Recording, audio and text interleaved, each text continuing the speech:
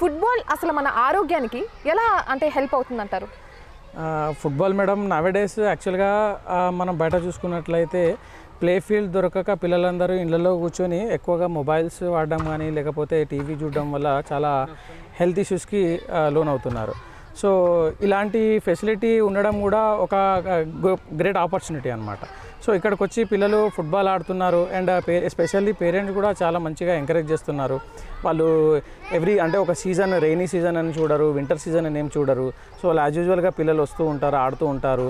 And ఇక్కడ ఆల్మోస్ట్గా 2.5 years నుంచి పిల్లలు ఆడుతున్నారు. అండ్ ఎస్పెషల్లీ సమ్మర్ కాబట్టి పిల్లలు ఇంకా బాగా వస్తున్నారు. అండ్ నాకు ఎక్కువగా కూడా అబ్బాయిలు కనిపిస్తున్నారండి. అమ్మాయిలు లేరు ఏంటి, అసలు రారా? ఉన్నారు మేడం, అమ్మాయిలు కూడా ఉన్నారు. బట్ సమ్ రీజన్ వల్ల రాలేదు. బట్ వాళ్ళైతే ఇంతకుముందు గర్ల్స్ చాలా వచ్చేవారు. ఫుట్బాల్ గేమ్ ఆడాలి అనుకునే వాళ్ళకి మీరు ఎటువంటి ఫిట్నెస్ ట్రైనింగ్ ఇస్తారు? నార్మల్గా మేడం స్పెషల్గా ఫుట్బాల్ కోసం మనకు కంపల్సరీ ఫిట్నెస్ అవసరం మేడం. వితౌట్ ఫిట్నెస్ ఫుట్బాల్ కాదు కదా, ఏ గేమ్ కూడా ఆడలేము.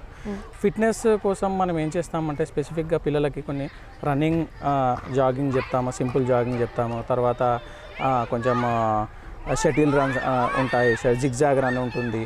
తర్వాత మనకు హడిల్ జంపింగ్ ఉంటుంది. తర్వాత మనకు కప్స్తోని షటిల్ రన్స్ చేస్తూ ఉంటాము. సో ఇలాంటి స్ప్రింట్స్తోని పిల్లలు ఆటోమేటిక్గా ఫిట్నెస్ పెరిగిద్ది. దాని యాజ్ వెల్ యాజ్ వాళ్ళ హెల్త్ కూడా చాలా బాగుంటుంది. జనరలీ ఇప్పుడు ఫుట్బాల్ ఆడాలంటే ఏమన్నా పారామీటర్స్ మీరు చెక్ చేస్తారా? పిల్లలు ఇలా ఉండాలి, అలా ఉండాలి, అలాగేమన్నా ఇన్బిల్ట్గా వాళ్ళ యాక్టివ్నెస్ చెక్ చేస్తారా? ఎట్లా?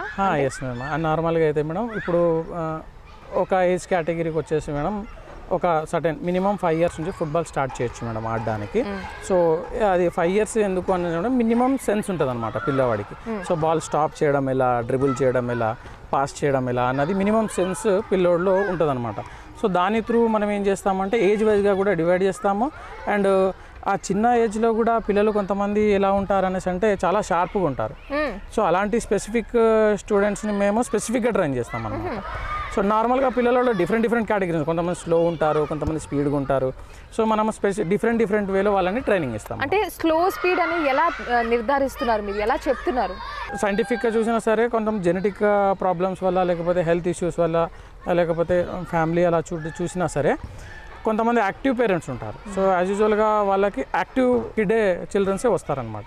నార్మల్గా మనం ఎలాగైతే జస్ట్ నార్మల్ పీపుల్ ఉంటారో వాళ్ళకి జనరల్ పిల్లలే వస్తారనమాట.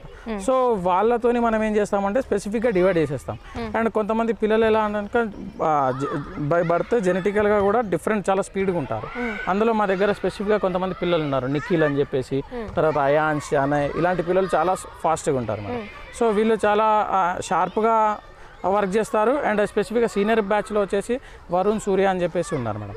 వాళ్ళు చాలా బాగా ఆడతారు మేడం ఫుట్బాల్. బై స్టార్టింగ్ నుంచి కూడా వాళ్ళ పేరెంట్స్ ఎంకరేజ్మెంట్ కూడా బాగుంది. అండ్ వాళ్ళు కూడా ఏంటంటే చెప్పినది ప్రతి స్కిల్ కానీ ప్రతి యాక్టివిటీ కానీ ప్రాపర్గా పర్ఫెక్ట్గా చేస్తారు. సో దాని త్రూ ఏంటంటే ప్లేయర్ ఒక మంచి ప్లేయర్ తయారవుతాడు. వండర్ఫుల్.